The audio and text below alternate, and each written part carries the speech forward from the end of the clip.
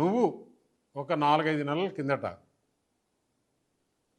కవిత ఢిల్లీలో జైల్లో ఉన్నప్పుడు నువ్వు ఢిల్లీకి వచ్చి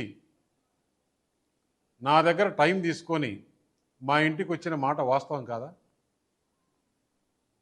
ఇంట్లో సీసీ కెమెరాలు ఉన్నాయి, నేను తీసి మీడియాకి ఇస్తా. నువ్వు ప్రెస్ మీట్ పెట్టి దీనికి సమాధానం చెప్పు. మా ఇంటికి వచ్చి ఏం మాట్లాడినారు? మేము చేసిన అవినీతి అన్నీ కూడా ఈడీ సిబిఐ రాకుండా, లేకుంటే కవితను బయటికి వదిలేదానికి ఏర్పాటు చేయండి.